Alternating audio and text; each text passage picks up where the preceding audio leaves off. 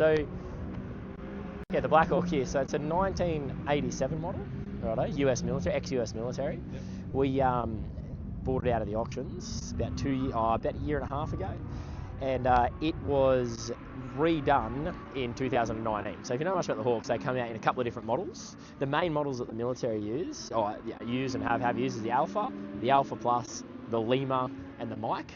There's a couple other models in there, but they're to do with the Seahawks, different engines that they can put in them, so they slightly change, but they're the four main ones. So at the moment, the military Australian and US are using the Mike models. Yep. So this is the Lima, which is just the version previous to that. Yep. So it started its life as an Alpha, and then it went right through to 2019, and then they took it back to Sikorsky, and they fully rip it down. They take everything out of it. They redo the wiring harness. They redo everything. The only thing that really stays is essentially the fuselage of the helicopter. Yeah. So to change it into a Lima, it's an upgraded gearbox, upgraded engines, and a few just other little bits and pieces. So it's got two main engines that run this aircraft. They're General Electric T701 Charlies.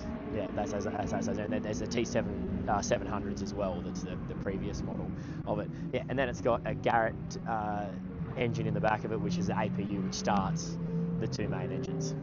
Yeah. So it weighs, this particular machine itself weighs 11,300 pounds. It's US, so everything's sort of in pounds, but that's just shy of 6 ton, I can't remember the exact conversion, but just shy of 6 ton, and then we can lift 4 ton with it. Yeah, so the all up weight of this machine can be 23,500 pounds. Yeah, so it's a fair bit of machine to get through the air. Yeah, so you'll see the tank on it that we got. You can see obviously on this side here. So that's a Helitac tank. They're made here in Australia, and that holds. We only got to 4,000 litres, just because we've got a 9,000 pound limit on what we can have underneath the aircraft, because most of its weight, not all of it, most of its weight goes through the main hook component. So it's 4,500, which can hold, and we go up to 4,000. You got the pump on the side of it there, so it's all it's fastened up at the moment. But if we're on a firefighting exercise, if we're firefighting, what we do is we release that, and it just dangles down under the helicopters and fly along. Yep. Yeah, that pump there, that can suck up the 4,000 litres in about 40 seconds. So it's 1,000 litres every 10 seconds, which is pretty good. Yeah. So by the time we come onto the dip and we're off the dip is about 50 seconds. Wow. Yeah. So pretty quick. It can move a lot. Yeah. So obviously in that white bit there, you can't fit all of the water in that bit. So there's actually a bag that comes down underneath it, and that's what we've got the doors on. With those doors, we can open and close those doors at any percentage we need. So there's a computer on the inside, which I'll show you, and we just go into that, and it's got some presets in there, 5, 10, 20, 30, 40, however it goes up. We can select those, or we can just type in the percentage. So if we've got a running grass fire, we can put it to 40%, and that'll just crack the doors open, and then we can string this out, 200 odd metres. Yeah, depending on the terrain and how fast they're flying. Yeah, which is pretty cool. But so we'll come around here and look at the other side of it, where it's all open, get away from that noisy helicopter. So it's 2 pilots required to run this machine at all times. Yep. When the military run it, they run 4 crew, 2 pilots and 2 load masters. They're called load masters here in Australia. They call them a few different things overseas. So this is one of the loadie seats there, and there would be another one on the other side. We just don't have it in at the moment. So you can have 4 crew, and it goes to 11 passengers you can put in the back. So we've got a couple of seats here, but we've got 4 seats at the rear, 4 in the middle facing rear, and then there's 3 that can go in mid here in the helicopter. Yeah. Plenty of room. Oh, there's heaps of room in the back of these things. Yeah. So and there's heaps of tight down points. No beauty. Yeah, exactly. Yeah. So you can actually get, for the inside of these, there is these covers that you can get for the roof. They look similar to these ones here.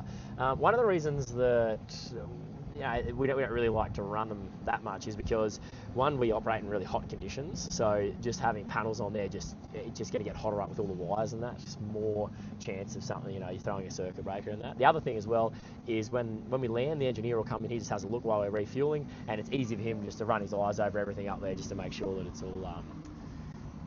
all kosher. So yeah, that's us. Still got the mounting points in the doors. Yeah, absolutely. Yeah. So yeah. When you mount your gun, it mounts off there. So you can reach it from the gunner seat.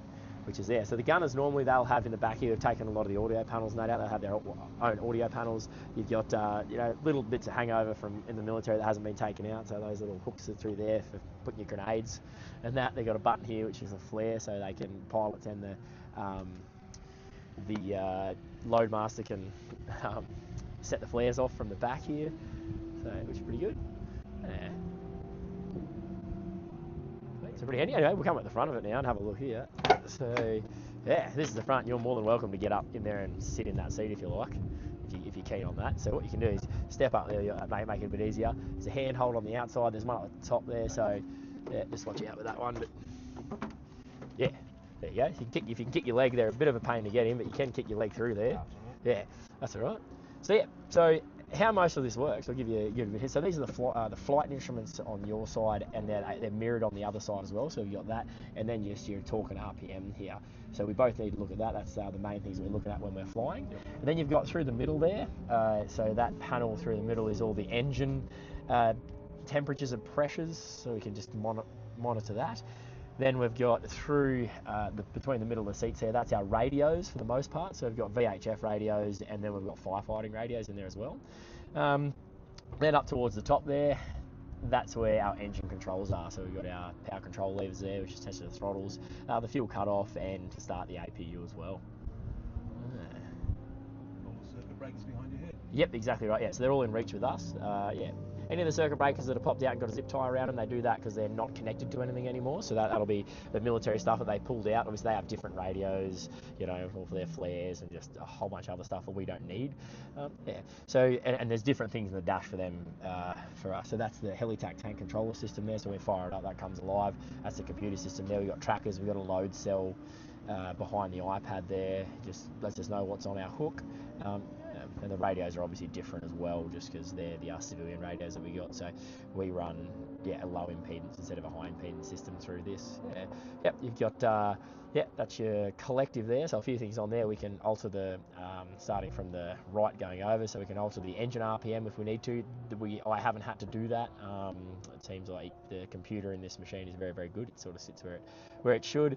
Yeah, we've got like searchlights on there. We've got a release for the hook there as well, and then you've got for your hydraulics, like so your first and second stage hydraulics there.